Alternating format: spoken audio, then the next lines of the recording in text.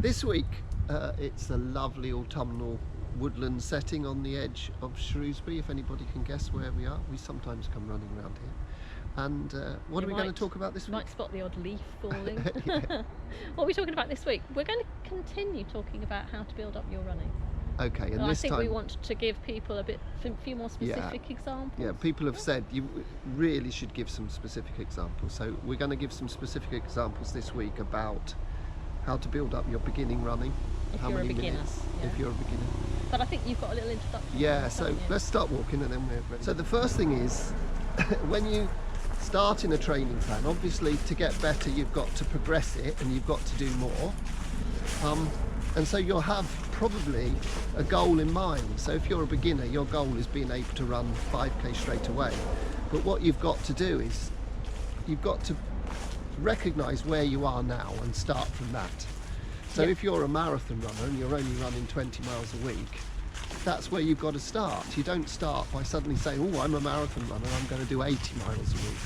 So it's all about knowing where you are and your starting point. So what's the your starting point is really important, isn't it? And recognising that starting point, that's where you not are. Getting too ambitious is what you're trying to say. And we could do it. We all get excited. Oh, I want to do this. So we get carried away. You're a prime example of that. I think we're going to do one where we do a programme about coming back from injury and illness. Yeah, we could do one of those, couldn't we? So let's talk that's about... where people make a lot of mistakes.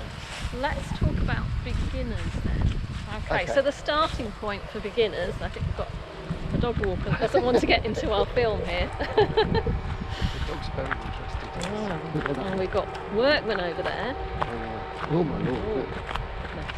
Okay, so beginners. So what's the starting point for a beginner? Are we going to run? Yeah. Let's assume then that beginners have completed a walk to run program. They've done our Chatty Sparkly Walk to run program. And they can run. And they can walk, depending upon their level of fitness, for 40 minutes. Okay. So they do a bit of a walk warm up and a walk cool down. So they're going out for an hour, but actual fact is 40 minutes run walking. So where's the gateway to leaving being a beginner runner? And the gateway to leaving being a beginner runner is to be able to. The first thing you've got to do before you're not a beginner if you can run an hour non-stop. Yeah, but before you do that, you've got to be able to run for that 40 minutes, haven't you? Yeah, you've got to run non-stop. And so how would you suggest they do that? Let's assume that you are running twice a week. You're doing 2 runs for 40 minutes. You've just got to keep going with that. You don't need to increase any time. You've just got to keep doing that until you find that you can run for the whole 40 minutes. Yes. Okay, does that make sense to you? Yeah, it does. And then what you've got to do is put on 5 minutes a week. Well, then you've got to think, so if I can run twice a week for 40 minutes non-stop, the next thing to do then is to increase that so that you can reach the magic hour. Yeah, so you're going to stick to 2, or would you put a third one in? Either or. Either or, okay. Yes. I would put a third one in. What would you do? You'd put a third one in first. I'd put a 30-minute third one into the week. Yeah.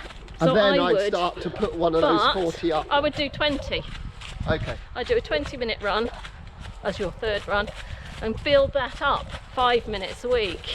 Okay. Or, 5 minutes a week, which is what I normally do. Yeah. So when you've got 3 runs, then's the time to increase one of them up to an hour. Yeah, so when you get there, you'll have 1 at 60 and 2 at 40. And 2 at 40. And would you have a sparkly run on one of those 40? You're telling me where to go because I've never been here before. Yes, I would always have a sparkly run on one of those. Okay, so you can either stop and do your sparkles, or you can just sparkle on the run. Yes. So you've got everything is chatty. I like to do the sparkly on the run. Do you? Oh, thanks. Yeah, so everything's got to be chatty, and that's the other thing. If you're a beginner and you haven't done the Chatty Sparkly approach, you need to make sure that you aren't running too fast. Yes, because so please watch one of our early videos on how to run chatty. Because that's really, really important that you're running at the right speed. Okay, so how far have we got? Well, that's it. You're up to your hour. Yeah, you're up to your hour. Where you start. You start where you are now, not where you want to be. Yeah. And I think it's important to say that even though, say that you are able to run your 40 minutes non-stop, and you can do it one day, you go out again in another session and all of a sudden, oh no, I'm having to stop and walk a little bit. Yeah, why is that then? Could be because you're tired. From work, or yeah. Not sleeping when you're properly. just building up, being a beginner, never push through thinking, right, I can run non-stop 40 minutes, so every time I go out I've got to do it. Okay, every no, time. Okay. you might, but something might be making you tired and you have to have a bit of a rest and walk. Okay. So don't push yourself. So what about parkrun then? Parkrun, they're free to do 5k for everybody in the UK that's spreading around the world. Yeah. Most people know what a parkrun is that watch the other Yeah, but they're great for beginners, aren't they? Yeah, because because it's an event and you've got people running fast at the front, you've got people walking at the back. It's perfect for any beginner to just run chatty and enjoy, isn't it? Yeah, I think that's the thing. Some people who've been to the parkrun that are beginners, they love it because there's no pressure. They realise there's no pressure. Exactly. And they might, I think it's great if you do it with a group of your friends and you all run around chatty together. Yeah.